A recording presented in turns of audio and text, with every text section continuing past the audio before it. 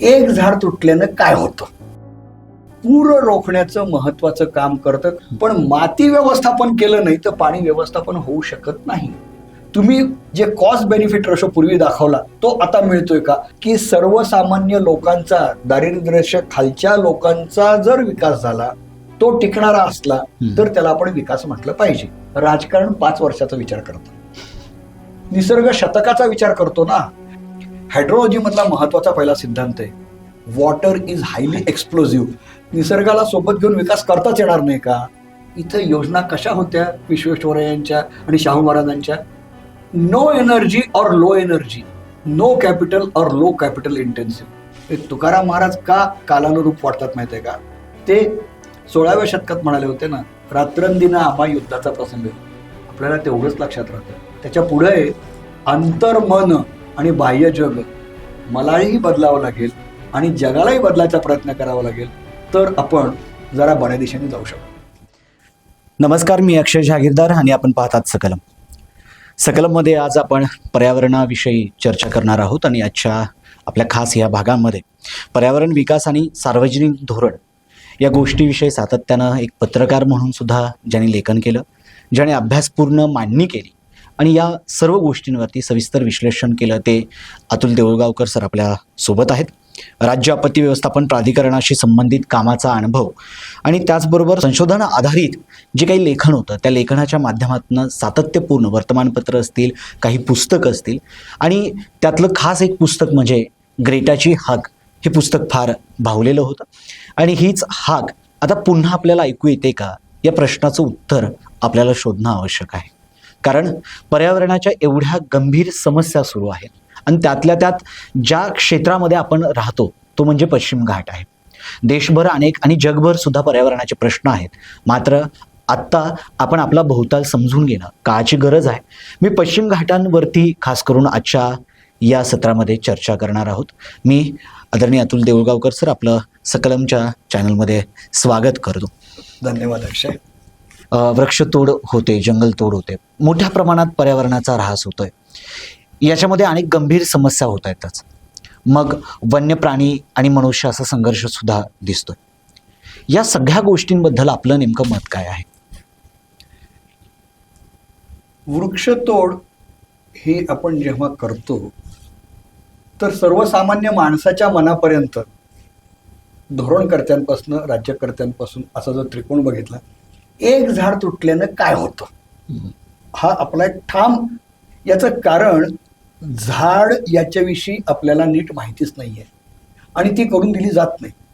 तर झाड आता कार्बन डायऑक्साईड शोषून घेतं, ऑक्सिजन देतं हे माहिती आहे, पण झाड पूर रोखण्याचं महत्वाचं काम करतं. कारण झाड वर जेवढं आपल्याला दिसतं त्याच्या चौपट मुळाची यंत्रणा आतमध्ये पसरलेली असते आणि त्यामुळे पाणी शोषून घेतं. 1976 साली भारतात पहिल्यांदा संसदेनं पूर नियंत्रण विषयक एक आयोग नेमला होता आणि त्याचा अहवाल 1976 साली आला. त्याचं महत्वाचं निरीक्षण असं होतं की डोंगर भागात होणारी वृक्षतोड, रस्ते बांधणी, रूळ बांधणी आणि एम्बँकमेंट्स म्हणजे बिहार आणि ओरिसामध्ये, यामुळे पुरांची संख्या वाढलेली आहे. म्हणजे स्वतंत्र भारतात धरणं झाली, एम्बँकमेंट झाली, पण पुराची संख्या वाढली, पुरांचे दिवस वाढले आणि पुराची व्याप्ती पण वाढली. म्हणजे आता स्वातंत्र्य मिळाल्यानंतर आपल्याला पुराचा धोका फक्त 4 किंवा 5 राज्यांचा होता. आता जवळजवळ 21 राज्यांमध्ये आपल्याला जो धोका दिसतोय याचं मुख्य कारण वृक्षतोड आहे. सगळ्या डोंगराळ भागातली आपण वृक्षतोड जी करतो, ज्याचं पहिलं आंदोलन 1973 साली चिपकोचं आंदोलन झालं होतं. याचं कारण चंडीप्रसाद भट यांनी त्या भागातल्या लोकांना समजून सांगितलं की आपल्याकडे पूर येत नव्हता, तो काय यायला लागला? कारण तिथं जेव्हा वृक्षतोड झाली तेव्हा त्यांच्या लक्षात आलं की त्याच्यामुळं पूर येतोय, नाही तर पूर येत नव्हता. आता याचं आपण एक विज्ञान समजून घेऊ. पावसाचा एक थेंब हा 2 मिलीमीटर ते 5 मीटर व्यासाचा असतो. बरोबर. तो जेव्हा खाली पडतो तेव्हा त्याचा वेग 40 किलोमीटर ते 50 किलोमीटर असा प्रति तास एवढा असतो. जर अतिवृष्टी झाली, ढगफुटी झाली तर तो थेंब जास्त आणि तो वेग जास्त. हा जर थेंब जंगलामध्ये झाडावर पडला तर तो स्पीड ब्रेकर होणार अगदी आणि नंतर तो हळूहळू आला. जर तिथं कुरण असेल तर आणखीन तो कमी होणार आणि तो हळूच जमिनीत असा विसावून जाणार. त्यामुळे जर जंगल असेल तर पाणी शोषून घेण्याचं प्रमाण हे जवळजवळ 70 ते 80% असतं. याचं अजून एक उदाहरण देतो. आता पोपटराव पवारांचं हिवरे बाजार आहे, तिथं कंटिन्युअस कंट्रोल ट्रेंचेस केलेले आहेत. हो. त्यामुळे तिथं जे वृक्ष आहेत तिथंही पाणी जिरवून घेण्याचं प्रमाणच 80% असल्यामुळे खाली पण विहिरींना पाणी येतं आणि पाण्याचा लोट होत नाही. हो. आपण एक खूप महत्वाची गोष्ट, आपण पाणी व्यवस्थापन म्हणतो, पण माती व्यवस्थापन केलं नाही तर पाणी व्यवस्थापन होऊ शकत नाही. सध्या आपल्याकडं जगात सगळ्यात जास्त माती वाहून जाते. दरवर्षी अंदाजे 600 कोटी टन माती वाहून जाते. बरं, मग ती वाहून जाते, ती जाणार कुठे? नदीमध्ये जाऊन बसणार, पूर वाढणार, धरणामध्ये जाणार, धरणाची क्षमता कमी होणार. ही सगळी एक शृंखला अभिक्रिया आहे. आणि मग ती जशी उत्तर भारतात आहे, पूर उत्तर भारतातही वाढलेले आहेत, बरोबर, पश्चिम घाटातही आहेत. कारण आपण वरचेवर असं समजत चाललेलो आहोत की तंत्रज्ञानानं आपल्याला विकास करायचा, तो विकास टिकाऊ आहे का नाही, किती ठिसूळ आहे, याचं आपण एक प्रमाण जे लावायला पाहिजे ते लावतो का? ते अजिबात लावत नसल्यामुळे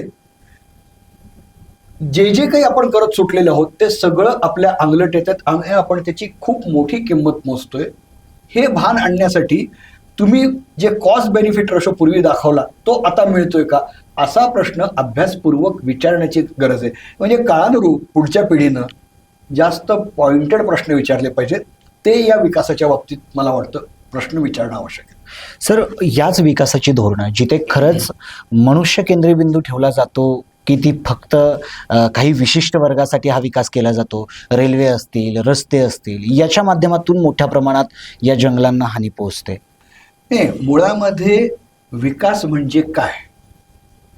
तर विकास हा फक्त GDP वाढणे, GNP वाढणे हा अतिशय चुकीचा आहे. हे पहिल्यांदा अमर्त्य सेन यांनी मांडलं.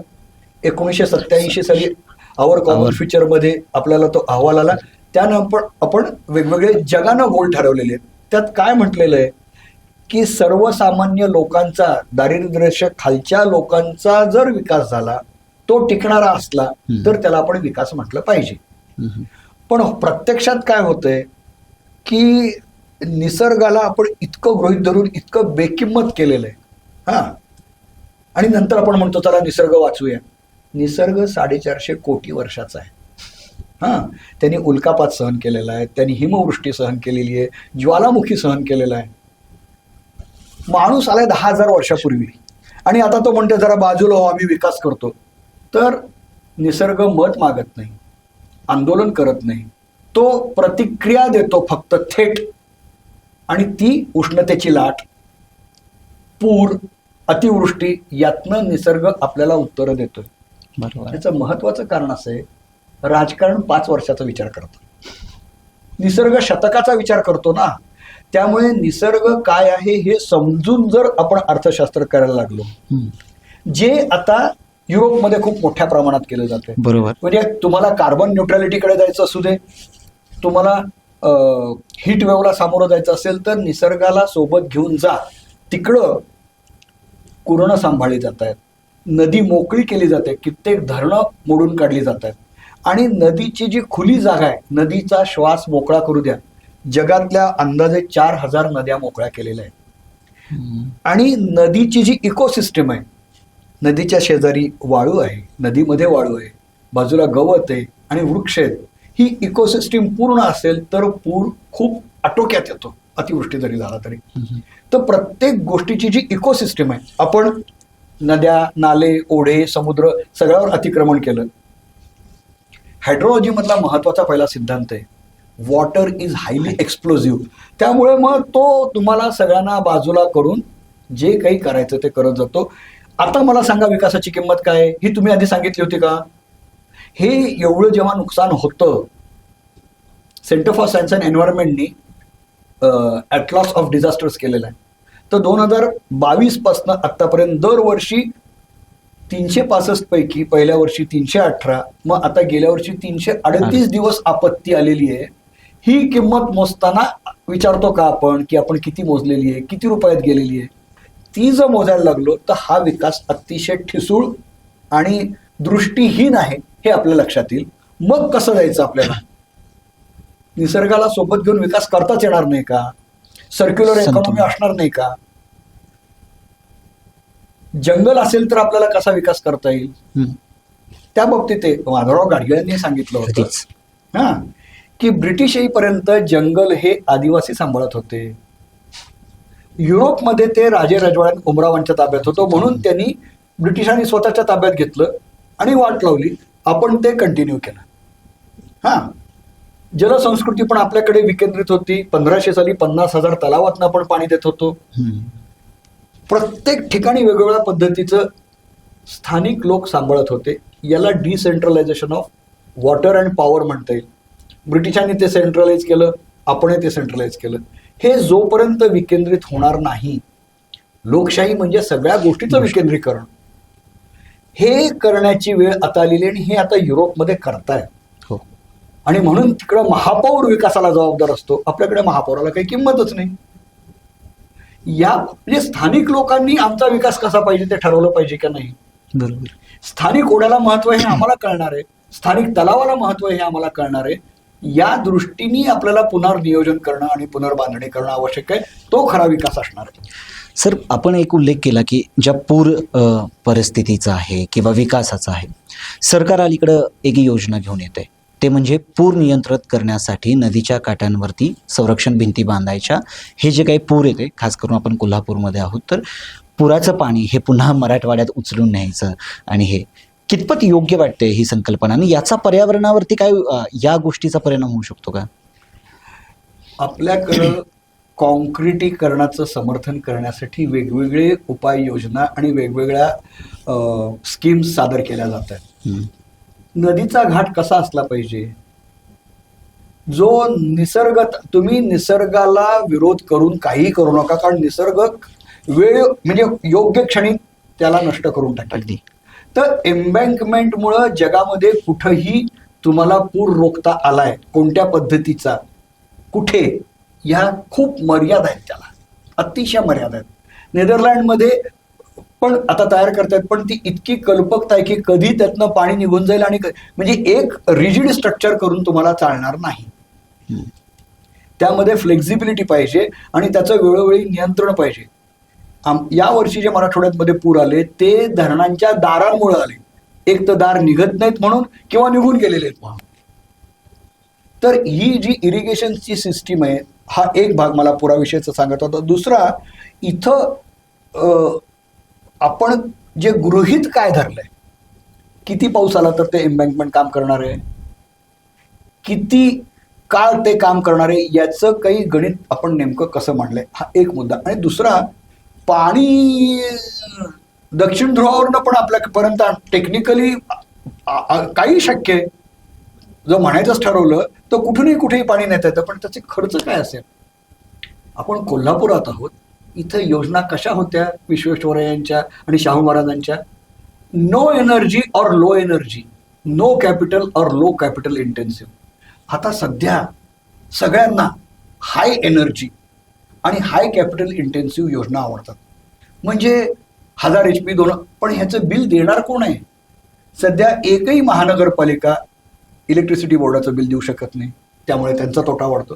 याचं कारण तुमच्या सगळ्या योजना ह्या पूर्वी engineering department, mechanical engineers research association, मित्रा ह्या डिझाईन करायच्या. आता ते बिल्डर करतायत. बिल्डरोक्रसी असल्यानंतर तुम्ही तिथं टेक्निकल एक्सलन्स, क्वालिटी कशी अपेक्षित धरणार आहात? या योजना सध्या या पद्धतीने केल्या गेल्यामुळे त्या टिकणाऱ्या नाहीच आहेत. त्या इकॉनॉमिकली बँकरप्ट आहेत, टेक्नॉलॉजिकली बँकरप्ट आहेत आणि नेचरच्या दृष्टीने तर बँकरप्टच आहेत. हे आपल्याला भोगावं लागणार आहे पुढे काही काळामध्ये.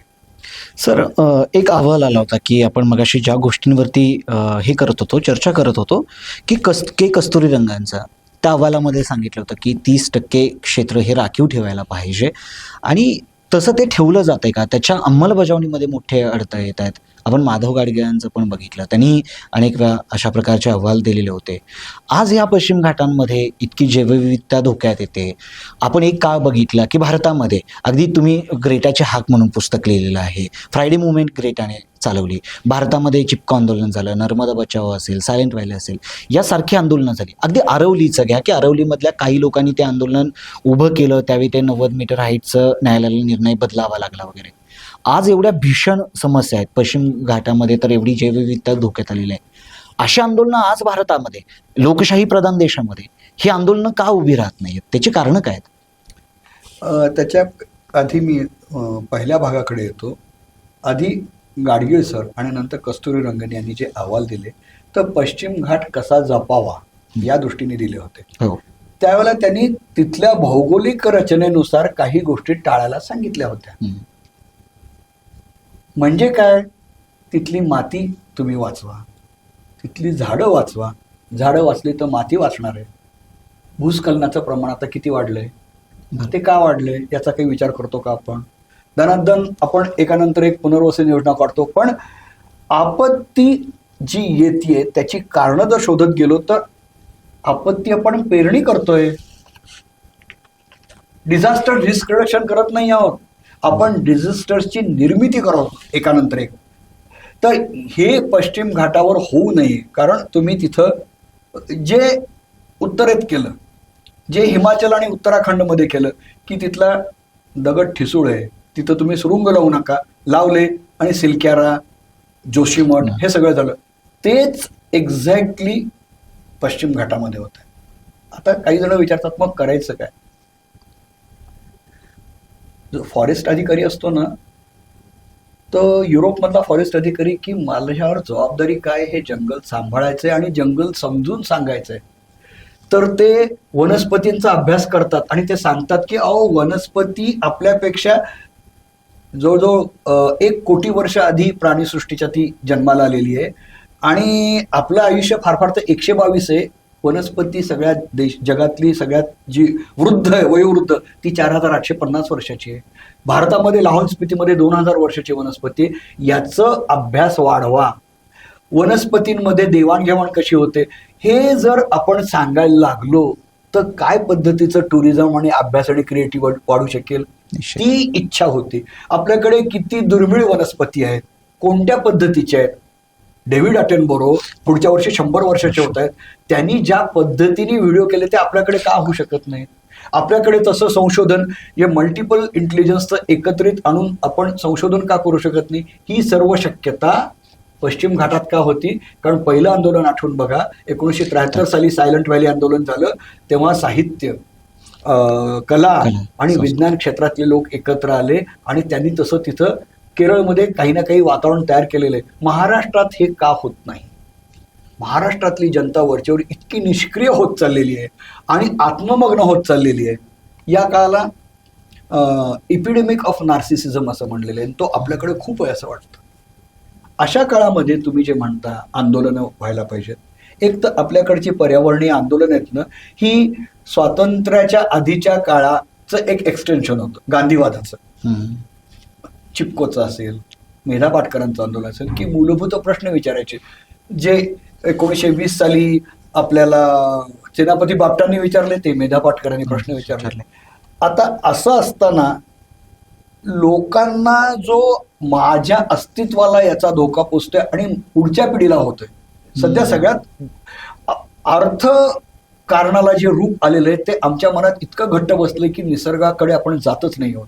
म्हणजे सगळ्या पालकांना वाटतं की मी बँके बॅलन्स जर ठेवला तर माझ्या मुलांचं भलं होणार आहे. पण एअर क्वालिटी इंडेक्स, तुमच्या विद्यापीठातला एअर क्वालिटी इंडेक्स 154 होता. मग जर तुम्ही पार्टिक्युलेट मॅटर 2.5 हे जर घेत असाल जास्त, तर मुलांना आजार होणार आहेत. आणि मुलं पाणी चांगलं देत नाही, आपण हवा चांगली देत नाही, तर आपण काय पद्धतीने पुढे देणार आहोत हे वाटून आपण आलो पाहिजे आंदोलनात. जे अरवलीच्या बाबतीत झालं, अगदी सगळे तपोवनच्या बाबतीत झालं, ही जागरूकता हळूहळू वाढायला लागलेली आहे.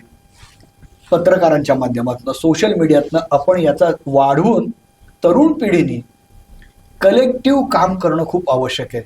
आपल्याकडे अजून शिक्षणामध्ये विविध ज्ञानशाखा एकत्र येत नाहीत. गाडगीळ सरांचे गुरु एडवर्ड एक. विल्सन यांनी सोशोबायोलॉजी चालू केली. आता न्यूरो आर्किटेक्चर सुरू झाले, बिहेव्हिअरल इकॉनॉमिक्स सुरू झाले. हे जर मुलांनी केलं तर जे संशोधनात जातील, वेगवेगळे कला स्टुडिओ हे अरण्यामध्ये करा, नदीच्या किनारी करा आणि याचं महत्त्व समजून सांगा.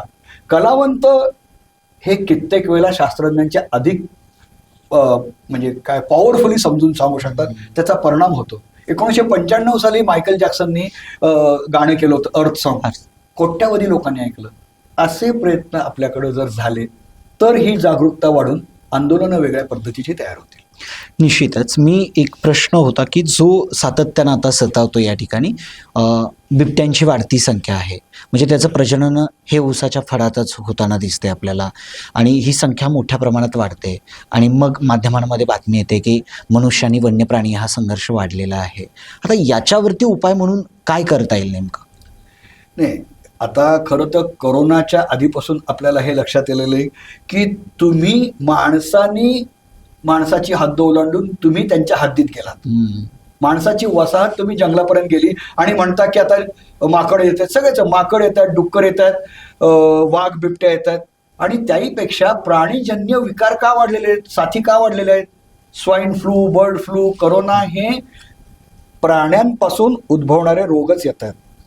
तर त्यामुळे तुम्ही जेवढं जंगल व्यापून टाकाल तर ते येणारच ना.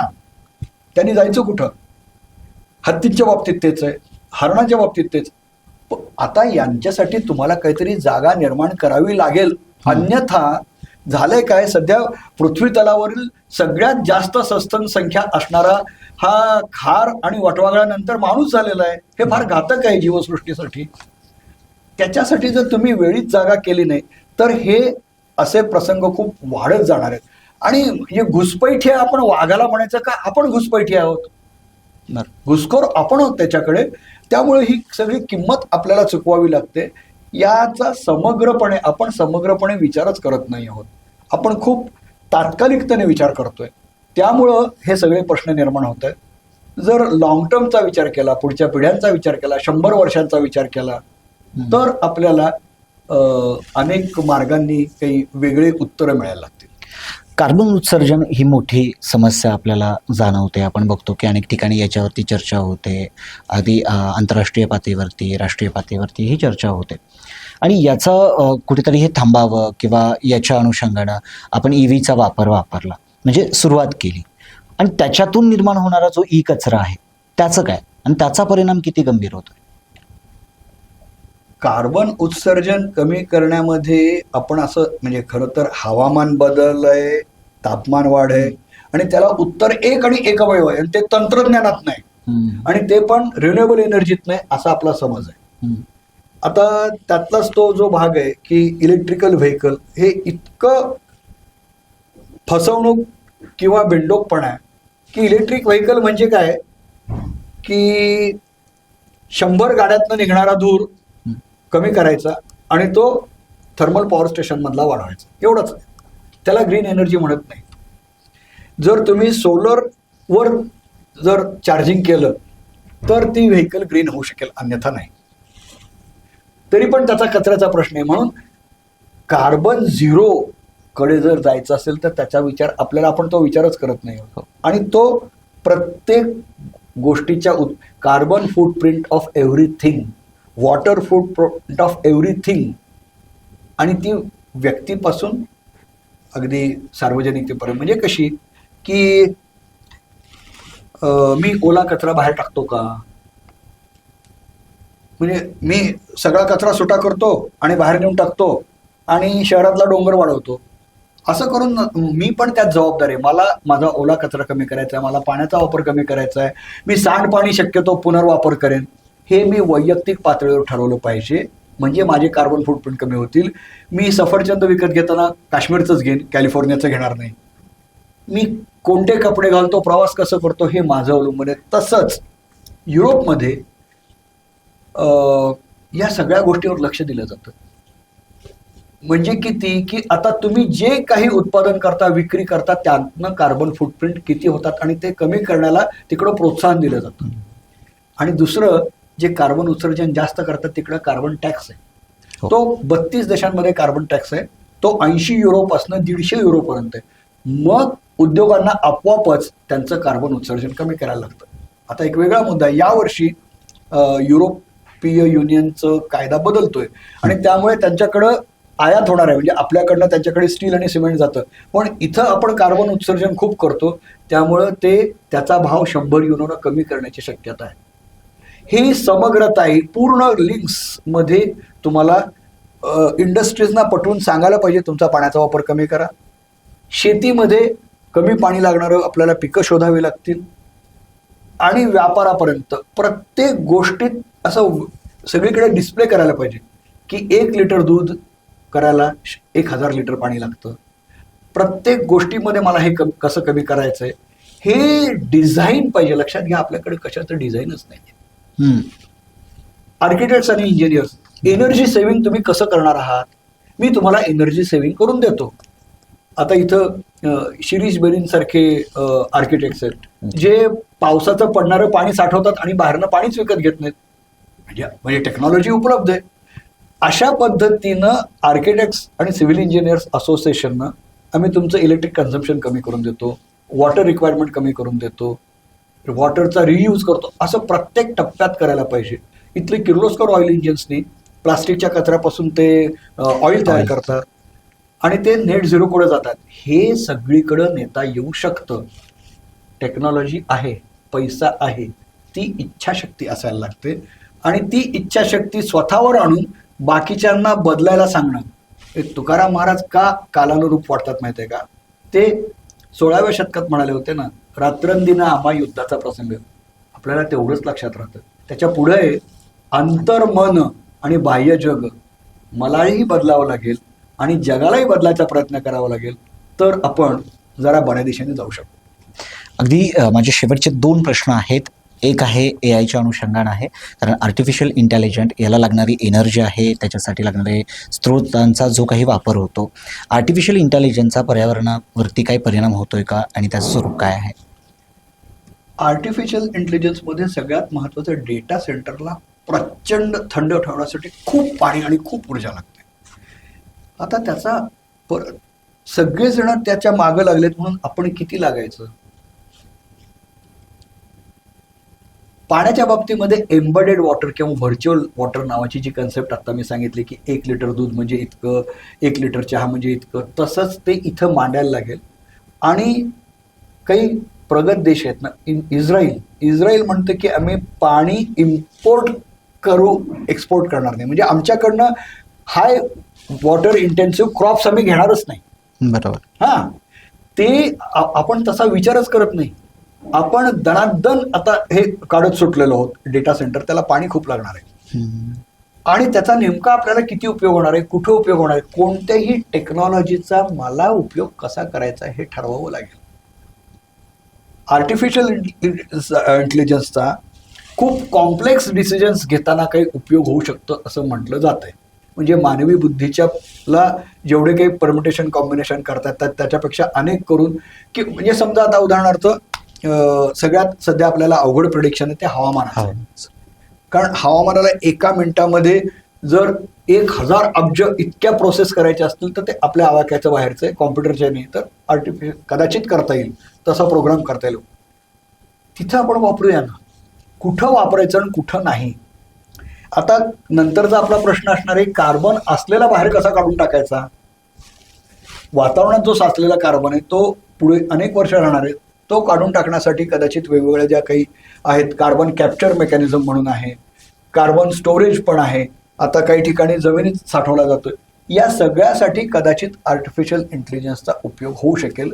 तो भाग वेगळा, पण आम्हाला कुठं आणायचं आहे, त्यामुळे आमचे रोजगार किती जाणार आहेत का, त्यामुळे नेमका क्वालिटी ऑफ लाईफवर काय परिणाम होणार आहे याचा अभ्यास करायला पाहिजे. आणि तो अनेकांगाने, म्हणजे तो सोशॉलॉजिस्टनी पाहायला पाहिजे, इकॉनॉमिस्टनी पाहायला पाहिजे, एन्व्हायरमेंटलिस्टनी पाहायला पाहिजे आणि मग या सगळ्या निकषांवर आम्हाला निर्णय घ्यायला पाहिजे. एन्व्हायरमेंटली ह्युमॅनिटीज ही जी नवीन ज्ञानशाखा तिकडं डेव्हलप झालेली आहे, त्यामध्ये ज्ञान विज्ञानाच्या सगळ्या कला आणि विज्ञान सगळ्या शाखा एकत्र येऊन विचार करतायत.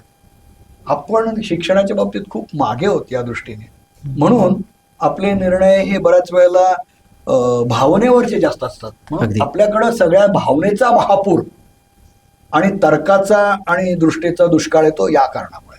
अगदी माझा शेवटचा प्रश्न आहे की येणाऱ्या 10 वर्षांमध्ये पश्चिम घाटामध्ये कोणते गंभीर प्रश्न उपस्थित राहतील आणि याच्यावरच्या काय उपाययोजना आखल्या जाऊ शकतात? असं बघूया की गेल्या वर्षी 2024ला पृथ्वीचं तापमान 1.5 अंश सेल्सिअसने वाढलं. आपण काय झालं बघतोय.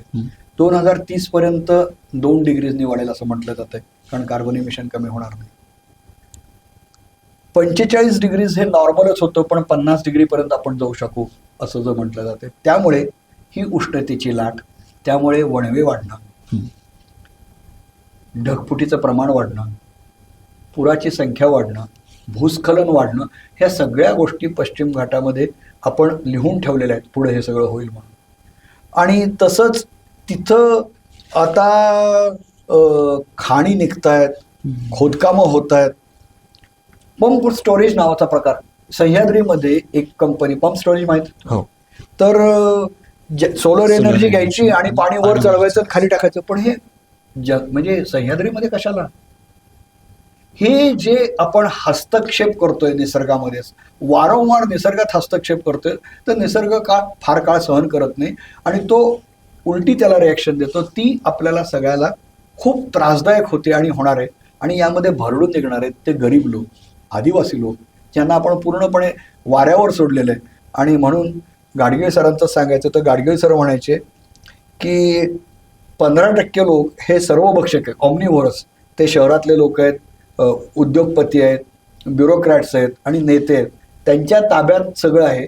त्यामुळे 15% जे पूर्णपणे याच्यावर अवलंबून आहेत त्यांची वाट लागलेली आहे आणि 15% एन्व्हायरमेंटल रेफ्युजीज झालेले आहेत.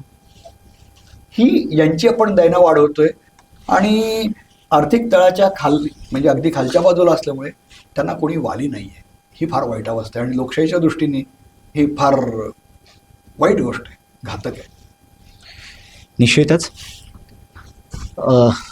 अतुल देऊळगावकर सरांशी चर्चा करत असताना काही महत्त्वाचे मुद्दे त्यांनी या संपूर्ण चर्चेमध्ये मांडले. त्याच्यामध्ये आपण एक आत्ममग्न झालेलो आहोत. प्रत्येक गोष्टीचं अर्थकारण करण्याची सवय काही आपल्याला लागलेली आहे. आणि एक प्रश्न फार महत्त्वाचा होता की लोकशाही प्रधान देशांमध्ये ही जन आंदोलनं का उभी राहत नाहीत आणि ही जन आंदोलनं उभी राहण्यासाठी नेमकं काय करावं लागेल. तर कला असेल, संस्कृती असेल, याच्या माध्यमातून आता प्रबोधन करणं आवश्यक आहे आणि पर्यावरणाचे प्रश्न तितक्याच गांभीर्यपणाने आपल्याला पाहायला हवं. साधी गोष्ट आहे की आपल्याला झाडसुद्धा आता नव्याने समजून घेणं गरजेचं आहे. त्याचबरोबर काही ज्या गोष्टी आहेत की डिझाईन करणं, दूरदृष्टीतून प्रकल्प राबवणं, विकास, नेमकी विकासाची परिभाषा आता नव्याने तयार करावी लागेल. आणि याच्यासाठी निश्चितपणानं पर्यावरणाचा अभ्यास करणारे पर्यावरण तज्ज्ञ लोकांचे विचार आणि त्यांची मतं विकास करत असताना तर आपण विचारात घेणं ही काळाची गरज आहे. आजच्या सकलमच्या या खास चर्चेमध्ये अतुल देऊळगावकर सर सहभागी झालेत. सर, आपलं सकलमच्या वतीनं मनपूर्वक आभार. धन्यवाद. धन्यवाद.